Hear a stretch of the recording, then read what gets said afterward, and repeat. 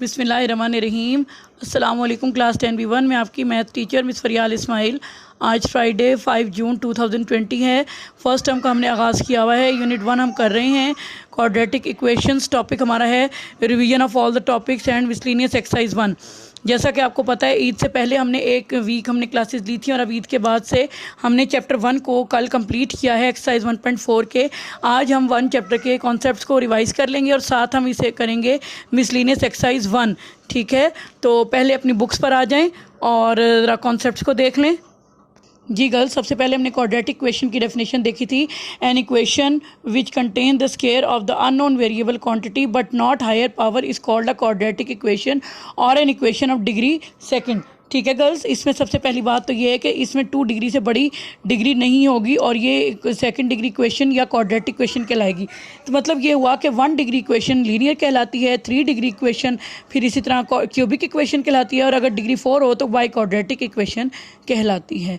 अच्छा, आओ आगे चलते हैं। हमने पढ़ा इसके बाद a second degree equation in 1 variable x of the form a x square plus B x plus c is equal to 0 where a is not equal to 0 and A B C are the real numbers is called general और standard form of quadratic equation.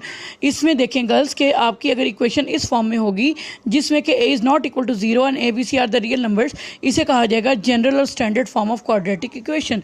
फिर हमने पढ़ा था if v is equal to 0 is a quadratic in a quadratic equation A x square plus B x plus C then it is called pure quadratic equation. यानी ऐसी equation जिसमें b 0 हो जाए यानी ये टर्म ख़त्म हो जाए तो उसे प्योर क्वाड्रेटिक इक्वेशन कहा जाएगा। एग्जाम्पल देखें, X square minus 16 4x square is equal to 7, यानी इन इक्वेशंस में आप देखें वेरिएबल एक्स वाली टर्म नहीं है तो ये प्योर क्वाड्रेटिक इक्वेशन कहलाएगी।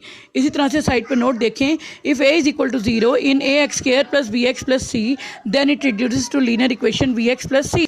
जी गर्ल्स, फिर हमने एक एक्टिविटी देखी, राइट 2 प्योर क्वाड्रेटिक इक्वेशन। तो देखिए मैंने आपके सामने 2 एग्जांपल्स बनाई हैं, उसको देखते हैं। जी देखें एक्टिविटी पेज 2 क्या थी, राइट 2 प्योर क्वाड्रेटिक इक्वेशंस। तो मैंने आपके अपने तौर पे 2 एग्जांपल्स आपके सामने बनाई हैं। आप भी अपनी मर्जी की कोई सी 2 क्वाड्रेटिक इक्वेशन बना सकते हैं, प्योर क्वाड्रेटिक इक्वेशन, जैसे कि 7x स्क्वायर माइनस 9 या 10x square is equal to square root 5। ये स्क्वायर रूट 5 मैंने जानबूझ के लिखा है कि ये इस चीज़ को रिप्रेजेंट करे कि भाई ये रेडिकल इक्वेशन नहीं है। रेडिकल इक्वेशन के लिए तो वेरिएबल होना चाहिए ना, और उन्होंने कहा है कि ए और सी रियल नंबर्स हैं, तो ये आपका ए है, ये सी है, ये रियल नंबर है। इसी तरह से 7 और 9 ये भी रियल नंबर हैं। तो ये आपकी 2 प्योर क्वाड्रेटिक इक्वेशन के एग्जांपल्स हो गए, आप जैसी मर्जी बना सकते हैं। ठीक है बेटा। फिर हमने कहा कि देखा कि to find the solution set of quadratic equation there are 3 methods. पहला मेथड है फैक्टराइजेशन, दूसरा कंप्लीटिंग स्क्वायर, तीसरा क्वाड्रेटिक फार्मूला।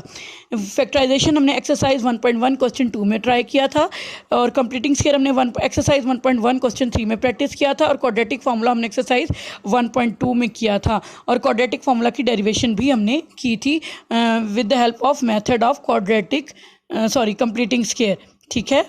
फिर आप देखें कि मैंने आपको ये एग्जांपल एक्सप्लेन की थी बिल्कुल स्टार्ट में, solve 5x square is equal to 30x by factorization. ये एग्जांपल बहुत इंपॉर्टेंट है, इसको देखते हैं। जी गर्ल्स, ये एग्जांपल मैं अभी बता रही थी कि बहुत इंपॉर्टेंट है, इससे रेलेवेंट एक रिव्यू एक्सरसाइज में भी आपका शॉर्ट क्वेश्चन आता है और ये बहुत इंपॉर्टेंट है। इसको देखें, solve 5x square is equal to 30x by factorization. 5x square is equal to 30x, उन्होंने कहा फैक्टराइजेशन करनी है।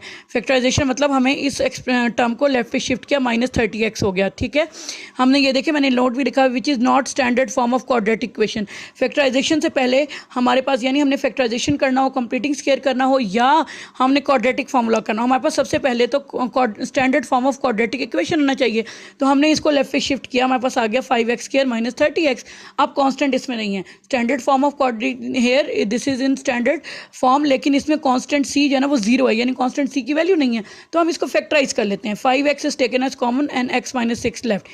इधर से अब आपका ये एक्सप्रेशन 2 लीनियर फैक्टर की प्रोडक्ट फॉर्म में कन्वर्ट हो गया।